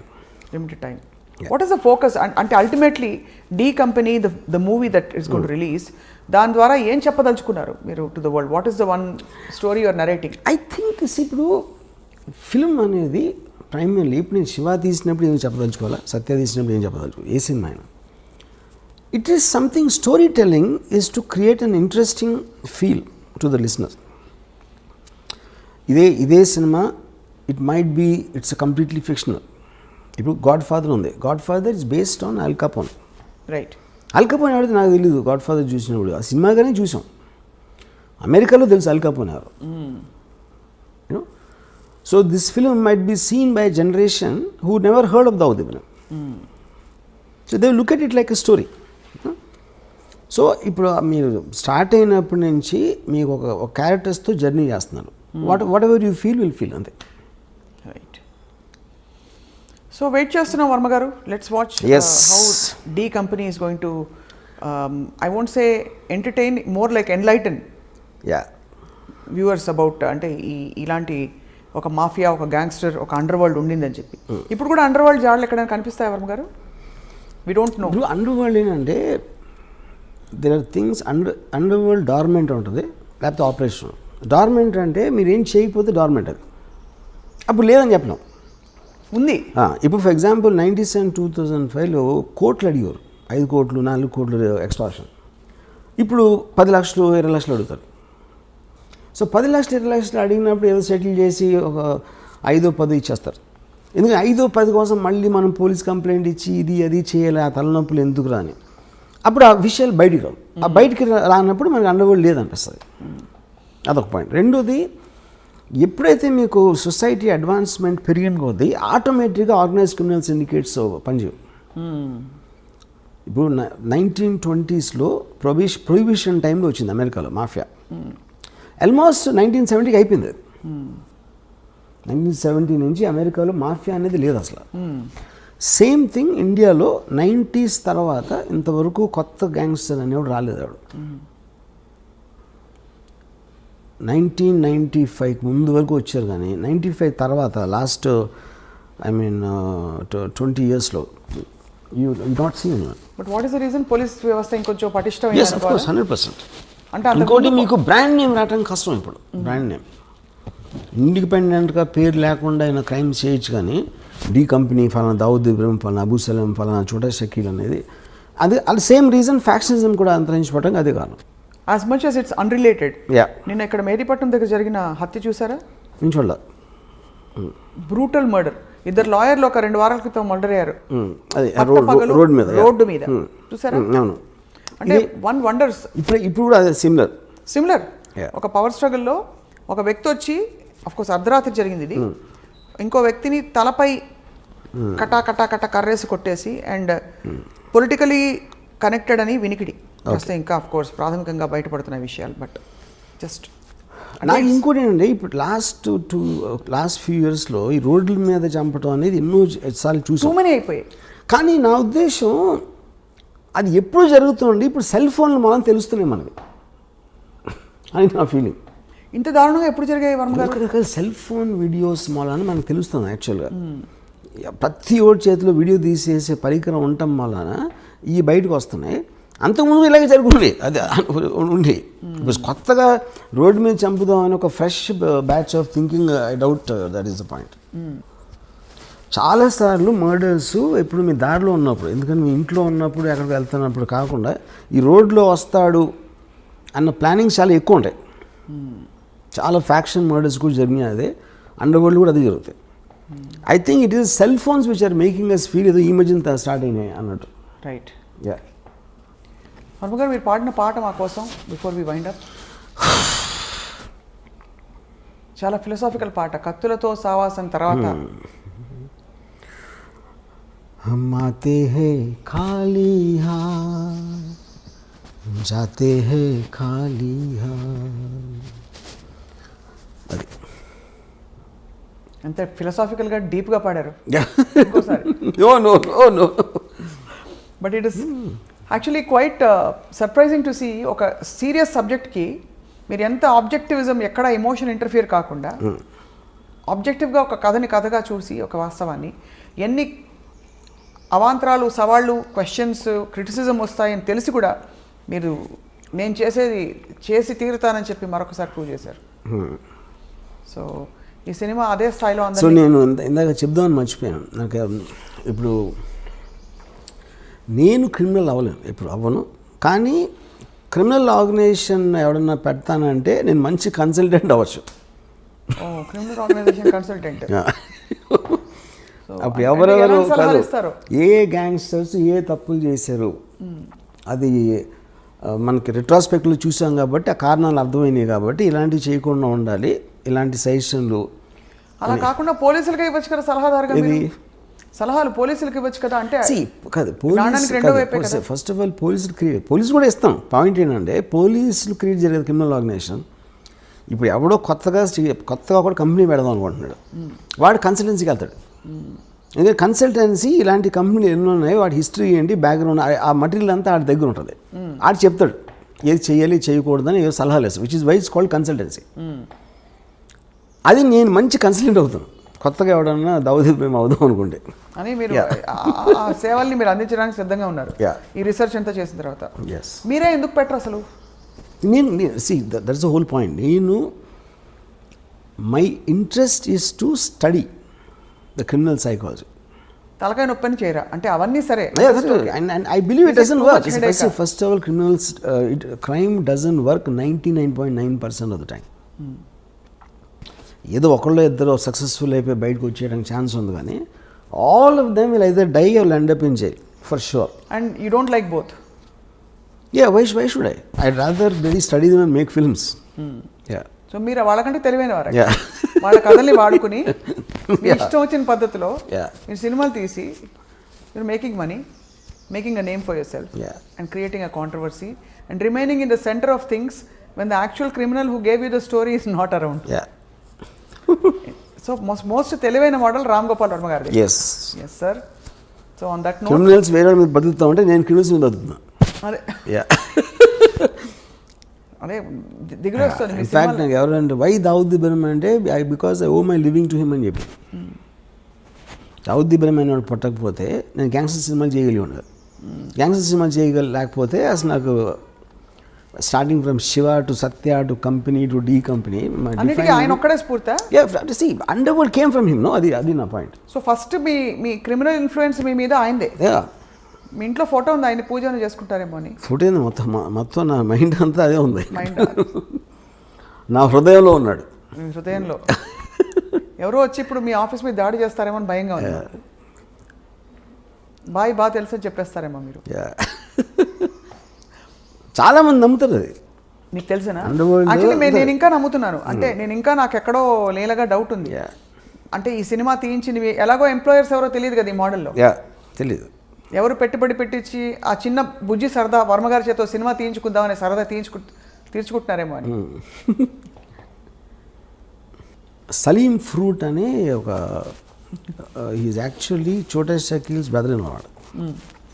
అతను కలిసాను బాంబేలో. నేను దావుద్ గురించి మాట్లాడుతూ ఉంటే తన ఎక్స్ప్రెషన్ అదేంటిది చూస్తున్నాడు. అంటే తనకి బాగా క్లోజ్డ్. ఓ, తనకు తెలిసిన మనిషి గురించి నేను వీడి దగ్గర వింటున్నాను అనేది మాట ఎక్స్ప్రెషన్. అంటే obviously he has a different vision. అదే ఇప్పుడు యాజ్ ఎ ఫిల్మ్ మేకర్ ఇప్పుడు నేను ఒక చిన్న టైంలో ఒక మనిషి జీవిత కథని నేను ఇంత టైంలో చెప్పాలంటే ఆటోమేటిక్గా ఒక సినిమాటిక్ ఆస్పెక్ట్ ఉంటుంది. దావుద్ ఇబ్రహీం ఎలా మాట్లాడతాడు, ఏం మాట్లాడతాడు ఒక చెప్తాను. అదే లైను తను ఎప్పుడు వినలేదు అనుకోండి, ఈ సలీం ఫ్రూట్ అనేవాడు ఆటోమేటిక్గా look it a very fake thing. ఇప్పుడు Dawood Ibrahim is not educated గా. ఇప్పుడు నేను చాలా ఫిలాసఫికల్గా మాట్లాడుతూ ఉంటే Dawood Ibrahim philosophy, for example నేను ఇవాళ ఒక ట్వీట్ పెట్టాను. I never intended to be a criminal. I'm just using crime to fast track my legitimate success. Dawood Ibrahim అని కోట్ చేశాను. అది 100% దావుద్ ఇబ్రహీం అన్నాడు, నాకు తెలుసు. ఆయనకి ఇంగ్లీష్ వచ్చి ఉండదంతా. ఎగ్జాక్ట్లీ ఫ్రేజ్ హిందీలో కూడా ఉన్నాడు. కానీ నేను అర్థం చేసుకునేది ఒక స్పిరిచువల్గా పెట్టిన. ఫర్ ఎగ్జాంపుల్ గాంధీ సినిమాలో గాంధీ అన్న ఏ డైలాగ్ కూడా తను ఇప్పుడు అనలేదు లైఫ్ టైంలో. అది రిచర్డ్ అటెన్బర్గ్ స్క్రీన్ ప్లే డైలాగ్స్ ఆయన. సో మీరు ఒక స్పిరిట్ని క్యాప్చర్ చేసినప్పుడు which is what art is about. Art is about what it could be, not about what it is. ఒక మనిషి థాట్ గంటలో చెప్పింది మీరు ఒక కోర్టులో వచ్చింది అనుకోండి, ఆ కోర్ట్ ఏంటి పెద్ద స్పీచ్లో ఒకటి వస్తుంది లైన్, మీరు కోర్ట్ ఒక్కటి హైలైట్ చేసినప్పుడు దాని ఇంపాక్ట్ ఎక్కువ ఉంటుంది. అవును. ఇప్పుడు ఆ పెద్ద సీన్లో మళ్ళీ దానికి తిరిగి వస్తాను. మీ ఆత్మంతా బయట పెట్టిన ఆ ఒక్క డైలాగ్, ఇతను దొంగగా ఎందుకు మారాడో దాని వెనకాల పెద్ద కథ ఉంది. శ్రీదేవి క్షణం. Actually every criminal will have the very similar story. ఆ స్టార్టింగ్ పాయింట్ అనేది చాలా ఎమోషనల్గా ఉంటుంది without exception. Where is the limit? అంటే ఇప్పుడు ఫర్ ఎగ్జాంపుల్ పోవర్టీ ఉంటుంది, 1 కోటి మంది పూర్ పీపుల్ ఉన్నారు అనుకోండి, దాంట్లో క్రిమినల్స్ 10 మంది ఉంటారు. 0.01% క్రిమినల్స్ అవుతారు. సో ద జస్టిఫికేషన్ అనేది మన ఇప్పుడు ఫర్ ఎగ్జాంపుల్ బతుకంతా బానిసగానే ఉండాలి అని ఒకటి ఫిక్స్ అయిపోతాడు. ఇంకో నేను బానిసగా ఎందుకు ఉండాలి అడిగినప్పుడు అసలు ఈ లాస్ ఈ చట్టాలని వాళ్ళకు అనుకూలంగా రాసుకున్నారు, నేను ఎందుకు దాన్ని పాటించాలి అంటే భయపడి.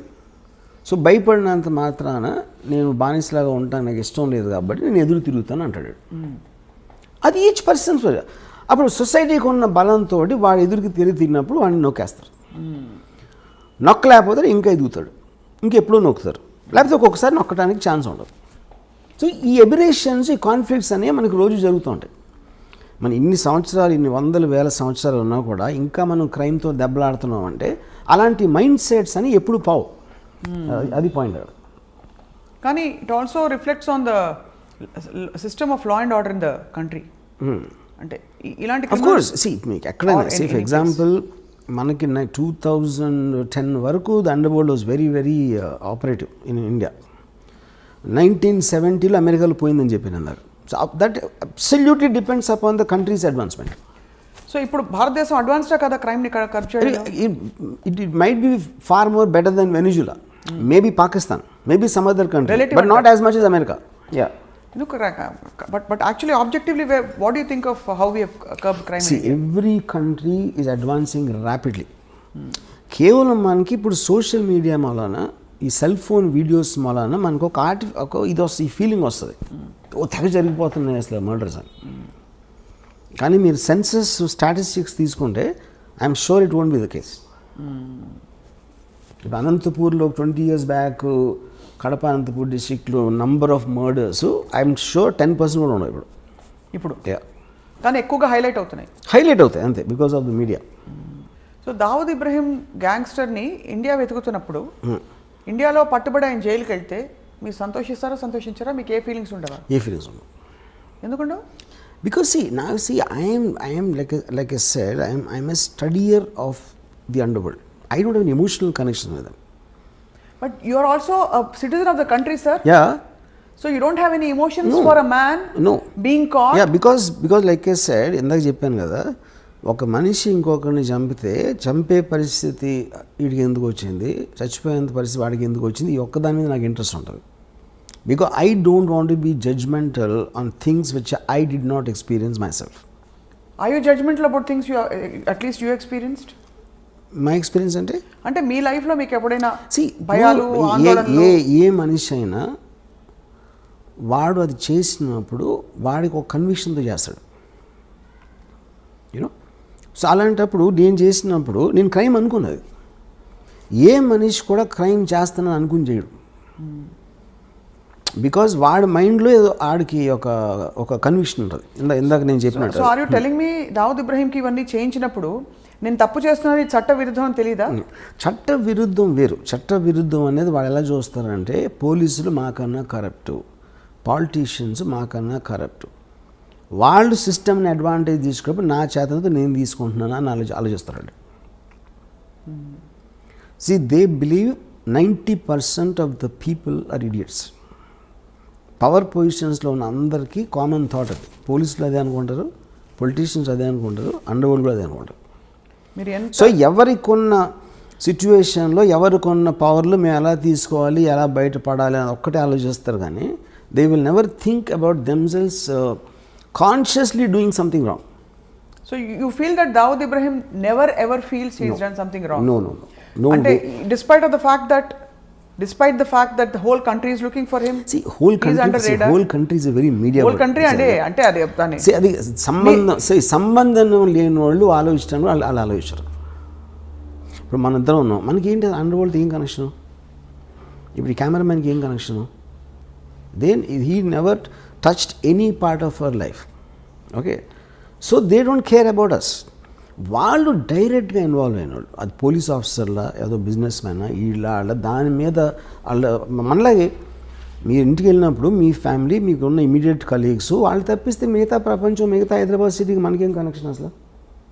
నిజంగా అంత డిటాచ్డ్గా, డిస్కనెక్టెడ్గా ఉంటారు అందరూ ఉంటారు. వాళ్ళే కాదు, మనిషి అన్నవాడు ఎప్పుడు వాడి పరిధిలోంచి బయటికి వెళ్ళి వాళ్ళు ఏమనుకోండి, వాళ్ళ పరిధిలో ఉన్నవాళ్ళ గురించి ఆలోచిస్తారు మ్యాక్సిమం. అది అప్పర్ లిమిట్.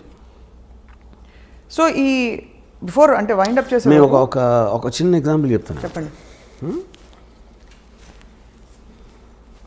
చోటా రాజాను ఒక మనిషి సౌత్య అని, అతను బాగా ఒక అంటే ప్రాటజీ అన్నమాట, ఆల్మోస్ట్ తమ్ముడిలాగా చూసుకుని ఒక పర్టిక్యులర్ స్టేజ్లో దావుద్ ఇబ్రహీంకి చోటా రాజన్కి గొడవ వచ్చినప్పుడు ఈ సౌత్య అనేవాడు రాజాన్తో కలిసి చోటా రాజాని చంపడానికి ప్లాన్ చేసి, ఆ ప్లాన్ ఏమో వర్కౌట్ అవ్వదు. చోటా రాజాని పారిపోయిన తర్వాత ఇదంతా దుబాయ్లో జరిగింది. దుబాయ్లో చోటా రాజాని కోపంతో వాడు నేను తీసుకొచ్చి ఆయన అంత పొజిషన్ ఇస్తే నన్ను చంపడానికి ట్రై చేసి దావుద్ భాయ్తో చేతులు కలుపుతాడు, ఆయన చంపి తీరాలని. పక్కన వాళ్ళందరూ ఇంపాసిబుల్, అది దుబాయ్లో ఉన్నాడు, మీరు దుబాయ్లోనే మర్డర్ అనేది ఎప్పుడు జరగలేదు.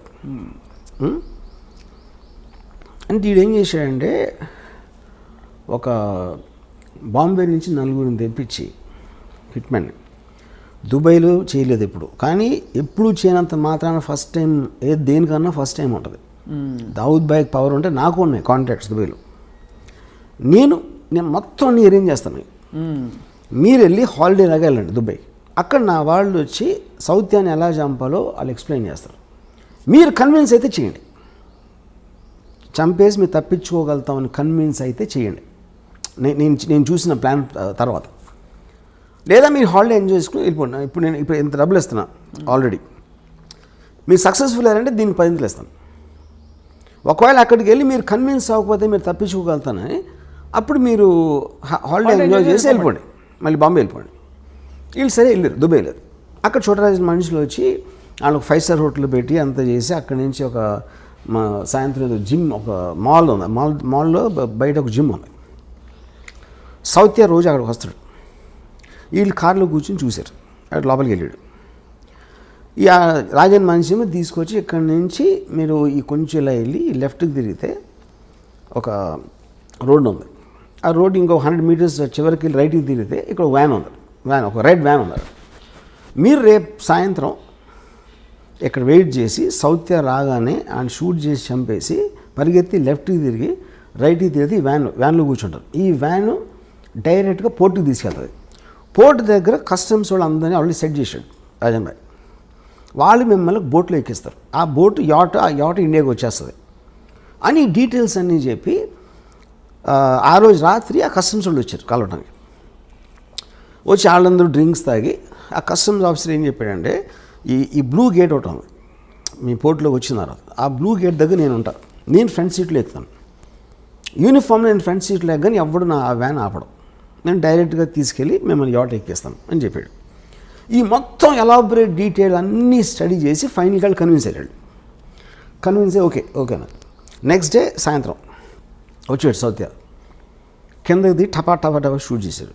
షూట్ చేసి పరిగెత్తారు, లెఫ్ట్ టర్న్ తిరిగారు, రైట్ టర్న్ తిరిగితే వ్యాన్ లేదు అక్కడ.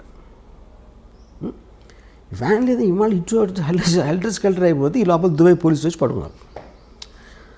ఇంట్రాగేషన్లో రాజన్ మనుషులు అని చెప్పారు. అది రాజన్ కావాల్సింది. Rajan never wanted them to be escaping. ఈ కస్టమ్స్ వాళ్ళు ఎవరంటే వాళ్ళు యాక్టర్లు, వాళ్ళు కస్టమ్స్ ఆఫీసర్లు కాదు. వాళ్ళు వచ్చి కస్టమ్ ఆఫీసర్ లాగా చేసి వీళ్ళకి నమ్మకం కలిగించడానికి అలా మాట్లాడి ఈ ఫోటోలన్నీ చూపించారు. My goodness. ఓకే, ఇప్పుడు ఎందుకు చేశాడు చోటరాజన్ ఇది? నన్ను మీరు చంపడానికి ట్రై చేసిన నా పొజిషన్లోకి వచ్చినోని దుబాయ్లో మీకు సెంటర్లో చంపానని అని డీ కంపెనీకి మెసేజ్ పంపడానికి చేశాడు. అసలు మీరు చెప్పేదండి. ఇది అయిపోయింది కదా. నెక్స్ట్ చోటరాజను వీళ్ళ ఫ్యామిలీస్కి ఫోన్ చేసి ఈ నలుగురు ఉరిశిక్ష చేశారు దుబాయ్లో ఫస్ట్ మర్డర్ జరిగింది ఇదే దుబాయ్లో మొత్తం హిస్టరీలో. వీళ్ళ ఫ్యామిలీస్కి ఫోన్ చేసి నేను వాళ్ళకి అబద్ధం చెప్పిన మాట నిజం, ఎందుకంటే నాకు ఒక ప్రెస్టీజ్ క్వశ్చన్ వచ్చింది, నేను చేయాల్సిన అవసరం ఉంది, ఇలాంటి బిజినెస్లో ఎవరో ఒకరిని బలి ఇవ్వకపోతే మనం అనుకునేవి జరగవు. ఇప్పుడు వాళ్ళు మీకోసం మీ పిల్లలకి మీ ఫ్యామిలీస్కి ఎంత మీకు డబ్బు అవసరం అవుతుందో వాళ్ళు సంపాదించి దానికి 2 ఎంతలు నేను ఒక్క షాట్లో ఇస్తాను మీ నలుగురికి అని చెప్పి వాళ్ళు డబ్బు పంపించాడు. సో ఇప్పుడు ఇదంతా చూస్తే అసలు అది మీ జడ్జ్మెంట్ ఫ్యాక్టర్ ఏముంటుంది కదా చెప్పండి నాకు. అంటే డబ్బు పంపించడానికి మంచివాడు అయిపోతాంటారా? మంచోడు అది మీరు చెప్పాలి. కానీ ఎంత ఎమోషన్స్ వెనకాల ఉంటాయని ఎవరైనా ఊహిస్తాడు అసలు. అది నేను చెప్పేది, అది జస్టిఫికేషన్ కాదా నేను చెప్పట్లా. First of all they are hit men ఎవరైతే వచ్చారో. డబ్బులు తీసుకుని చంపడానికి వచ్చే ఇలాంటి మనుషులు ఒక రకం, వాళ్ళకి ఫ్యామిలీస్ ఉండటం కూడా నిజమే, వాళ్ళకి పిల్లలు ఉండటం కూడా నిజమే, వాళ్ళు క్రైమ్లో లేరు, కానీ వాళ్ళ జీవనాలు వీళ్ళ మీద ఆధారపడి ఉన్నాయి. సో వీళ్ళకి అబద్ధం చెప్పి మోసం చేసి తన పని అవగొట్టుకుని వాళ్ళు దుబాయ్ జైల్లో ఉరిశిక్ష చేయించాడు. ఇది లేకపోతే చోటరాజన్ దగ్గర ఇంకోటి ఏముంటుంది చెప్పండి నాకు. మీకు ఉన్న ఆప్షన్స్, మీకు ఒక ఆబ్జెక్టివ్ ఉంది, ఆ ఆబ్జెక్టివ్లో మీకున్న బెస్ట్ ఆప్షన్ మీరు ఎత్తుక్కుంటారు. దాంట్లో ఎవరో ఒకళ్ళు హర్ట్ అవుతారు, ఎవరో ఒకళ్ళు బలైపోతారు, which is called collateral damage. ఇప్పుడు హిట్లరు సెకండ్ వరల్డ్ వార్లో లండన్ మీద బాంబు చేశాడు. ఎందుకు చేశాడు? యూకే బ్రిటిష్ ట్రూప్స్ స్టార్ట్ అయినాయి. ఆ బ్రిటిష్ ట్రూప్స్ మూవ్మెంట్ స్లో చేసేయాలి. బార్డర్కి తొందరగా రాకుండా. అందుకని లండన్ మీద బాంబు చేసి జనాలు భయపడి అందరూ బయటకు వచ్చేసి రోడ్లు అన్ని బ్లాక్ చేసేస్తారని ఉద్దేశం అన్నమాట. ఇది వార్ స్ట్రాటజీ అంతే. దానికోసం మీరు ఇన్నోసెంట్ ప్రజల్ని చంపేస్తారని అదే పాయింట్ అక్కడ. ఇన్నోసెంట్ ప్రజలు అనేవాళ్ళు ఎప్పుడూ బలిపశువులు ఉంటారు, ఏ వార్లో అయినా ఎక్కడైనా సరే. అది 2020 అవ్వచ్చు, లేకపోతే 1720 అవ్వచ్చు. ఇది ఇంకా నేను మీకు ఉడికినాయి మన ఇంటర్వ్యూ కాబట్టి చాలా తక్కువ చెప్పాను. దీని యాక్చువల్ స్టోరీ చెప్తే కింద పడిపోతుంది. ఇదంతా మీకు ఎవరు చెప్పారు? Course IMS sources. You have your sources. అంటే డైరెక్ట్గా చోటారాజనే పిలిచి కూర్చోబెట్టి మీకు కప్పు కాఫీ ఇచ్చి చెప్పినట్టుగా అంత వివరంగా చెప్పారు. దీన్ని బట్టి ఇంకో విషయం కూడా అర్థమవుతుంది, గ్యాంగ్స్టర్స్కి మంచి స్క్రీన్ ప్లే ఉందని. Of course gangsters constantly drama, వాళ్ళంతా వైలెన్స్ అనేది మనం అనుకునేది ఎక్కువ జరగదు అక్కడ. Mostly it is mind games. మనకి సినిమాల్లో టపా టపా టపా గన్ షాట్లు అవుతూ ఉంటాయి, it's not as much as what we think. ఎందుకంటే మీకు వైలెన్స్ ఎక్కువ జరిగితే అసలు యాక్చువల్ కంట్రోల్ లేదని అర్థం అవుతుంది. నిజంగా మీరు భయపడితే అండర్ వరల్డ్కి ఎవడు అసలు దాని నుంచి వాడికి దానికి ఎగెన్స్ట్కి వెళ్ళటానికి భయపడతారు. ఎగెన్స్ట్కి వెళ్ళటానికి లేనప్పుడు మీకు వైలెన్స్ ఉండదు అసలు. ఇలాంటి వ్యక్తులతో తీసిన సినిమాకి మీరు ఆతే హై కాలియాత్ జాతే హై కాలియాత్ అని ఫిలాసఫీ పెట్టేస్తారా? యా కరెక్టే కదా. ఫైనల్గా చూడరాజన్ జైల్లో ఉన్నాడు, వాళ్ళు పోయారు. ఆతే హై కాలియాత్ జాతే హై కాలియాత్ బీచ్ మే గన్ పకడ్తే హై, అంతే. అది స్టోరీ. గన్ ఒకటే కదా కదా పాయింట్. చాలామంది చాలా చేస్తారు, బిజినెస్లో ఓడిపోతారు, పొలిటికల్గా లూజ్ అవ్వచ్చు. People lose all kinds of things, not only the under world. But it is no wonder and no surprise that this is such a fascinating thing for you, because వింటూ ఉంటేనే అసలు ఇప్పుడే మీ సినిమా అంతా. యాక్చువల్గా ఈ చోటా Rajan episode it is one of the most striking things I heard. నేను 5% కూడా చెప్పలే యాక్చువల్గా.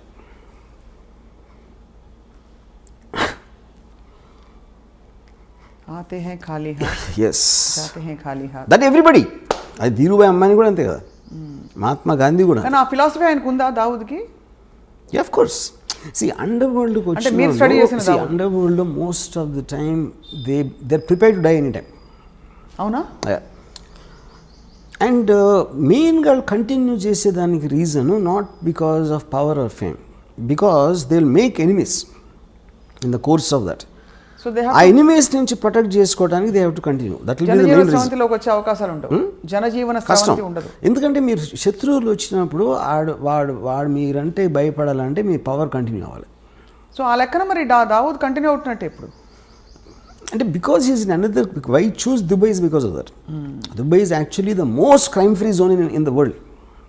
కానీ అక్కడే చోటారాజన్ అంత ఎంత పెద్ద చేయించాడు. సౌత్యా అనేవాడిని ఫస్ట్ టైం దుబాయ్లో మర్డర్ జరిగింది సౌత్యా ఫస్ట్. దాని తర్వాత 2 yearsకి శరత్ శెట్టి అని ఇంకోడు దావుద్ అకంప్లీస్, అతను కూడా చంపారు. సో మొత్తానికి వర్మ గారు, doctor Ram Gopal Varma, PhD in under world. అది ఒక థీసిస్ ఎవరైనా గౌరవ డాక్టరేట్ ఇచ్చేస్తారేమో నాకు భయంగా ఉంది. తీసుకుంటారా ఇస్తే? Yeah definitely. Okay right Varma గారు, it was a very interesting conversation. Yes. And waiting for this movie, this film eagerly. And అలాగే మీ పాట వినడానికి కూడా, మీ పాట చాలామందికి ఒక సందేశాత్మక గీతం అవుతుందని చెప్పి, ఒక వేదాంతపరమైన గీతం అవుతుందని చెప్పి ఆశిస్తున్నాను. Thank you for this wonderful interaction. Thanks. Hi, this is Isha Chavla. This is Manara Chopra. Hi, this is Kartikeya. నేను డైరెక్టర్ తేజ అని. Press the bell icon for more updates. For more such videos, please subscribe to iDream. For more videos, please subscribe to iDreams. For more videos, please subscribe to iDream. And you're watching iDream Media. Do subscribe to iDream. Subscribe to iDream Media. Do subscribe to iDream Media. Don't forget to subscribe. Click on the button below. Don't forget to subscribe to iDream.